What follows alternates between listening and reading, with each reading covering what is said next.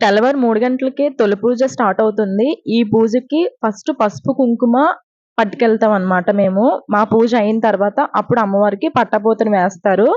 So, పండగైతే చాలా చేస్తారు. ఎందుకో తెలీదు కానీ ఈ పూర్వకాలం నుంచి పెట్టిన పద్ధతులు చాలా నచ్చుతాయి. ఈ ట్రెడిషనల్స్, ఈ సాంప్రదాయాలు ఫాలో అవుతూ ఉంటే అమ్మవారిని చూస్తుంటే నిజంగా అంత ఒళ్ళు గగ్గురు పొడిచే విధంగా ఉంది. అంత పెద్ద కళ్ళుతో చూస్తుంటే 2 కళ్ళు సరిపోవు. అంత బావున్నారు అమ్మవారు. నిజంగా దిష్టి తగులుతుందేమో అన్నంతగా అనిపిస్తుంది. నిండుగా పెద్ద పెద్ద కళ్ళతో చూస్తున్నట్టుగా మనల్ని అనిపిస్తుంది. అమ్మవారు అంత బావున్నారు. నిజంగా మనుషులైతే దిష్టి తగులుతుందేమో అన్నంతగా అనిపిచ్చింది నాకైతే. అమ్మవారిని ఎవరు రెడీ చేశారో తెలీదు కానీ చాలా బాగా రెడీ చేశారు. ఈ చీర మాత్రం భలే ఉంది. ఈ లైటింగ్స్‌లో ఈ కలర్‌ఫుల్‌గా భలే కనిపిస్తున్నారు అమ్మవారు. ఇన్ని సార్లు చెప్తున్నందుకు నిజంగా దిష్టి తగిలేద్దేమో అమ్మకి. అమ్మవారికి మా ఇంటి నుంచి పసుపు, కుంకుమ పట్టుకెళ్ళి పూజ చేసిన తర్వాత పట్టపోతు వేరే వాళ్ళ ఇంటి నుంచి వస్తుంది. ఈ 2 పూజలు అయిన తర్వాతే మిగిలిన జనాలకి అలౌ చేస్తారనమాట. అస్సలు ఖాళీ ఉండదు. తెల్లవారు 3 నుంచి రాత్రి 11 వరకు అయిందనమాట.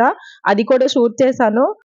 ఇక్కడ బయట విగ్రహాలుంటాయి. అంటే అందరూ లోపలికి వెళ్లి దీపం పెట్టుకునే అంత ఉండదు కాబట్టి ఇక్కడ బయట విగ్రహాలు పెట్టారనమాట. వీటి దగ్గర దీపం పెట్టుకుని పసుపు, కుంకుమ పెట్టుకోవచ్చు. సో, ఇక్కడ అస్సలు ఇప్పుడింత ఖాళీగా ఉంది కానీ అస్సలు ఖాళీ ఉండదు. ఒక్క 5 మినిట్స్ ఆగితే ఈ తొలి పూజ అయిపోతే గనక అస్సలు అలా వస్తూనే ఉంటారు కంటిన్యూస్‌గా. అంత పవర్‌ఫుల్ అమ్మవారు ఈ గాజువాకలో. భలే రెడీ చేశారు. ఈ చిన్న విగ్రహాలు కూడా చూడముచ్చటగున్నాయి. దెబ్బకి అమ్మవారు లేచి వచ్చేసేలాగా మా పూజ తెగ మొక్కేస్తుంది. ఏంటో తెలీదు గానీ, చాలా దీర్ఘంగా దండం పెట్టేసుకుంటుంది. మనకి తెలిసి తెలియకుండా ఏమన్నా చిన్న చిన్న తప్పులు చేస్తే క్షమించమ్మా అని చెప్పి ఇలా లెంపలేసుకోవాలి. ఏ గుడికి వెళ్ళినా. అప్పుడే అమ్మవార్లన్నా, ఏ దేవుళ్ళన్నా మనల్ని క్షమిస్తారు అనే ఒక నమ్మకం ఉంటుంది కదా! అందుకే లెంపలేసుకోవాలి. అమ్మవారికి వినిపించాలి. అలా కొట్టాలి గంట నిజంగా చెవులు దద్దరిల్లిపోయేలాగా. తెల్లవారు 3 గంటలకి మా తొలి పూజ అయిపోయిన తర్వాత ఇంటికొస్తున్నప్పుడు ఈ రోడ్స్ ఇంత ఖాళీగా ఉన్నాయి. మార్నింగ్ 6 కల్లా ఇవన్నీ ఫిల్ అయిపోతాయి. తెల్లవారు 3 గంటలకి తొలి పూజ అయిన తర్వాత అమ్మవారిది ఐనీళ్ళు ఉంటుంది కదా! అక్కడ ఈ విగ్రహం ఉంటుంది. ఇక్కడ అమ్మవారికి అభిషేకం చేస్తున్నాము. స్వయంగా మా చేతులతోనే ఇక్కడ పంతులు గారు, అలాగే అమ్మవారు ఉంటారు కదా! ఆ బావగారు దగ్గరుండి నిజంగా అభిషేకం చేపిచ్చారు.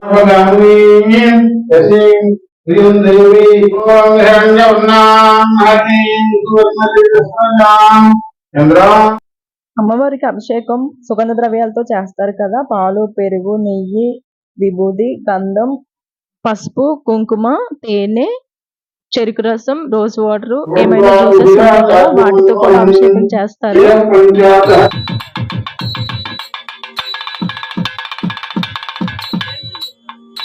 ఫినిష్ అయిపోయినట్టే అభిషేకం. ఇక్కడ అమ్మవారికి చీర కట్టడానికి పంతులు గారు కుర్చీలు పెడుతున్నారు. విగ్రహానికి సరిపోయినట్టుగా. మనం వరలక్ష్మీదేవికి విగ్రహం పెడతాం కదా! అప్పుడు చీర ఎలా కడతామో అలాగే చక్కగా కడుతున్నారు. చాలా అనిపించింది ఈ చీర ఫోల్డింగ్ చేయడం. ఈ చీర కట్టడం ఎవరికో కానీ రాదు. కానీ పంతులు గారు మాత్రం ఇలా కళ్ళు మూసి తెరిచే లోపల కట్టేశారు. అంటే కుర్చీలు ఫోల్డ్ చేశారనమాట. ఎప్పుడు చేస్తూ ఉంటారు కదా! మేబీ అందుకేనేమో. పంతులు గారు ఇంత కష్టపడి కుర్చీలు పెట్టారు చీరకి. అమ్మవారి విగ్రహాన్ని కూడా కడతారు. అది ఎలాగో నేను చూపిస్తాను. ఇక్కడ చాప వేస్తున్నాము అంటే అది గట్టాలుంటాయి కదా! అవి పెట్టడానికన్నమాట. ఇక్కడ పంతులు గారు చూడండి చీర భలే కట్టేస్తున్నారు. అంటే ఎప్పుడు కడతారు కదా! మేబీ అందుకేనేమో. ఏదో ఉడతా పడతా సాయం చిన్న చిన్నగా చేస్తున్నాను కానీ అది ఎలా కడతారో కూడా నాకు తెలీదు. ఫస్ట్ టైమ్ చూడడం ఇది మేము దగ్గరుండి. అంటే ఈ సంవత్సరం వెళ్ళామన్నమాట అభిషేకానికి. ప్రతి సంవత్సరం అత్తయ్య వాళ్ళు వెళ్తారు. సో, ఈ సంవత్సరం నేను, మా పూజ, మా పిన్ని వాళ్ళు, మా చెల్లి వాళ్ళు, ఇంకా అత్తయ్య వాళ్ళందరూ వెళ్ళాము. ఇక్కడ పంతులు గారు ఈ లోపల నుంచి తీసి ఆ లోపలికి భలే తీసేస్తున్నారు. ఇలా అని అలా తీసేస్తున్నారు. ఎలా కట్టారో కూడా నాకు ఇప్పటికి తెలీదు. ఈ వీడియోలో ఎన్ని సార్లు చూసినా ఎలా కట్టారని అనుకున్నాను. పక్కనే ఉన్నాను కానీ అక్కడ మనకు అడ్డం రాదు. ఎందుకంటే మనం ఎప్పుడూ ఇలాంటి ట్రై చేయలేదు సాహసాలు. పంతులు గారు మాత్రం భలే కట్టేస్తున్నారు. అమ్మవారికి ఇక్కడ నేను చేత్తో పట్టుకున్నవి కుర్చీలనమాట. అక్కడ కిందన తాడుతో కడుతున్నారు పంతులు గారు. అవి నేను కిందకి వదిలేస్తే కట్టేసిన తర్వాత కుర్చీలాగా వచ్చేసాయి. భలే అనిపించింది. ఇంత బావుందంటే నిజంగా చాలా అనిపించింది. మీకు పార్ట్ 1 వీడియోలో చెప్పాను కదా! ట్యూస్‌డే పండగైతే మండే నైట్ ఇలా ఘటాలలో ఉపవారం వేస్తారు. అది ఈ బాక్స్‌లో ఏసి ఏదైనా ఆవులకి కానీ లేదా ఏదైనా గంగలో కానీ కలుపుతారనుకుంటాను. మేబీ చెట్టు దగ్గర కానీ వేస్తారనుకుంటా. అదే అన్నం అంతా ఒక బాక్స్‌లో ఏస్తున్నారు. మేబీ ఏదైనా ఆవులకి, ఇలా గేదెలకి కానీ పెడతారనుకుంటాను. అంటే వేస్ట్ అవ్వకుండా ఎక్కడ పడితే అక్కడ పడేయకుండా, కాలుతో తక్కకుండా. నెక్స్ట్ అమ్మవారికి చీర కట్టిన తర్వాత అమ్మవారి చెవిలీలు, ముక్కు పుడక, కళ్ళు, బొట్టు ఇవన్నీ ఉంటాయి కదా! ఆభరణాలు వేస్తున్నాం అన్నమాట. పంతులు గారు ఫస్ట్ గంధం పెడుతుంటే నేను కుంకుమ పెట్టాను. ఈ తర్వాత అమ్మవారికి ఆభరణాలన్నీ వేసామన్నమాట. ఘటాలలో ఉన్న అన్నమంతా ఇందాక బాక్స్‌లో తీసేసారు కదా పక్కకి. ఇప్పుడు ఈ ఘటాలని చాప వేసాం కదా ఇందాక, ఆ చాప మీద పక్కన పెడుతున్నారనమాట. ఇప్పుడు ఆ ఘటాలలో దీపం పెట్టి, హారతిచ్చి, ధూపం వెయ్యాలంట. ఇవన్నీ భలే అనిపించింది చూడటానికి. అమ్మవారికి బొట్టు పెట్టిన తర్వాత ఇక్కడ ఉన్న వాళ్ళందరం కలిసి బొట్టు పెట్టుకుంటున్నాము.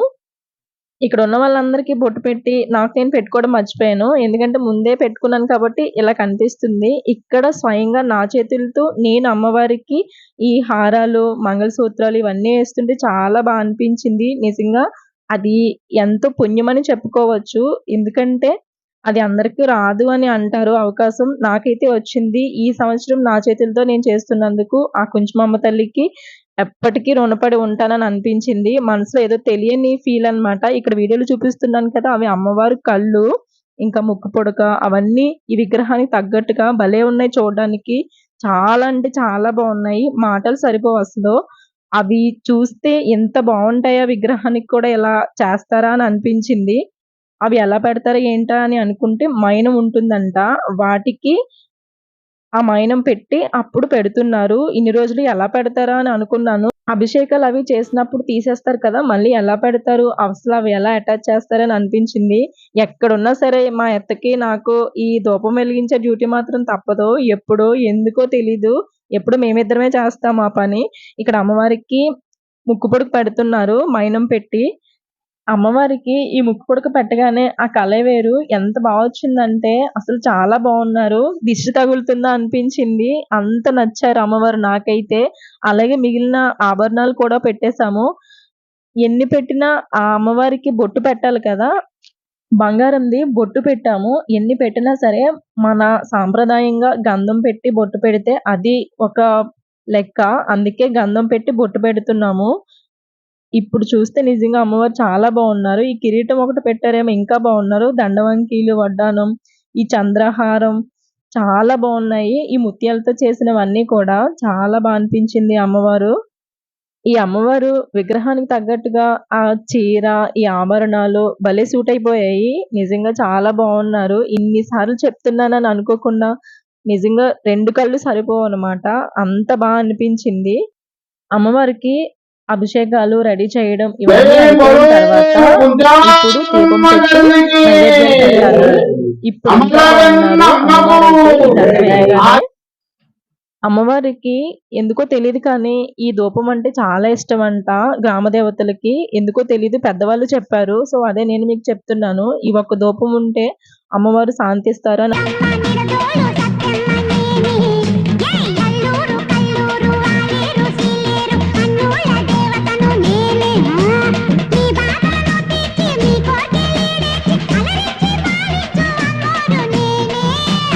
ఈ నిమ్మకాయల దండ, ఈ ధూపం, ఆ పువ్వుల దండ, ఆ చీర, ఆ ఆభరణాలతో అమ్మవారు భలే నిండుగా ఉన్నారు.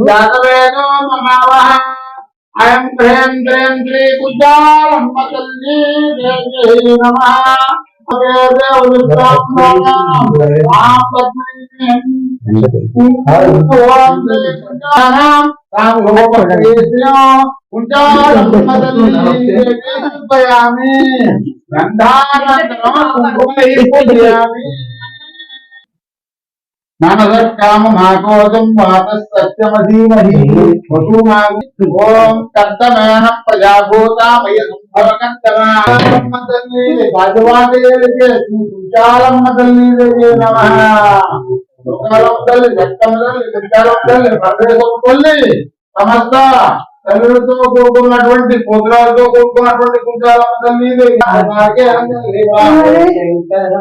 శంకరాయ మంగళం శంకరీ మనోహరాయ శాశ్వతాయ మంగళం. గ్రామ దేవత మంగళం కుంచుమాంబ మంగళం శంకరి మనోహరాయ శాశ్వతాయ మంగళం మంగళం మంగళం మంగళం. అమ్మవారి అలంకరణ అంతా అయిపోయిన తర్వాత కుంకుమ పూజ చేయించారనమాట మాతో. మా పిన్ని అత్తయ్య వాళ్ళందరం కలిసి కుంకుమ పూజ చేసాము. అమ్మవారికి హారతి పాట పాడమన్నారు. నాకైతే రాదని చెప్తే అక్కడ మా మరిది గారు ఉన్నారనమాట. యోగా క్లాసెస్ చెప్తారు. సో ఆ మరిది గారు పాడారనమాట. చాలా షేమ్ అనిపించింది. ఆడపిల్లలు అయ్యుండి మేము పాడలేకపోయాము అని. ఎలాగైనా సరే నేర్చేసుకోవాలనిపించింది హారతి పాట ఆ క్షణంలో. సురాసురాణం కిరీటమాణిక్య విరాజమండితం కుంచుమా. బట్ లాస్ట్ టైం శ్రీరామనవమిలో కూడా అడిగారు పాడమని. అక్కడ చాలా మంది పాడారు, నేను తప్ప. ఈసారి నేర్చుకుందామని అనిపించింది. బట్ ఖచ్చితంగా నేర్చుకుంటాను. నెక్స్ట్ శ్రీరామనవమికి కానీ ఇదే కుంచుమమ్మ తల్లి పండగకి కానీ ష్యూర్గా ఫిక్స్ అయిపోయాను ఇంకా బ్లైండ్గా నేర్చుకుందామని. మా గ్రామ దేవత అయిన చిట్టి చెల్లెలు కుంచుమాంబ అమ్మవారి పండగ అయితే ఇలా అయింది. స్వయంగా మా చేతులతో మేము అభిషేకం చేసినందుకు చాలా హ్యాపీగా ఫీల్ అవుతున్నాము. సో పూజ అంతా అయిన తర్వాత నైవేద్యాలు దీపదూపాలు అన్నీ అయిపోయిన తర్వాత నేను మా పూజి దండం పెట్టుకుని ఇంటికి వచ్చేస్తాం అన్నమాట. ఇక్కడ అమ్మవారికి నైవేద్యంగా అరిసెలు పెట్టారు. సో అది తీసుకుని ప్రసాదంగా తింటున్నాము అక్కడ ఉన్న వాళ్ళందరికీ పంచి. ఈ సంవత్సరం కుంచుమమ్మ పండగ అయితే ఇలా జరిగింది. అండ్ నెక్స్ట్ ఇయర్ బ్రతుకుండి అందరూ బాగుండాలి అని కోరుకుంటూ ఈ కుంచుమమ్మ తల్లిని చల్లగా చూడమని వేడుకుందాము అందరం కలిపి. ఈ వ్లాగ్ మంగళవారం తెల్లవారు 3 గంటల నుంచి మార్నింగ్ అభిషేకం చేసే వరకు తీసిందనమాట. సో ఈవినింగ్ నైట్ వేరేది ఉంది. సో అది కూడా వీడియో నేను పోస్ట్ చేస్తాను. మీరు ఇంకా నా ఛానల్ సబ్స్క్రైబ్ చేసుకోకపోతే వెళ్ళి సబ్స్క్రైబ్ చేసేయండి. అలాగే మరిన్ని ఇంట్రెస్టింగ్ వీడియోస్ నా ఛానల్లో ఉన్నాయి, అవి కూడా చూడండి. అండ్ నెక్స్ట్ వీడియో కలుద్దాం. Until then next video bye.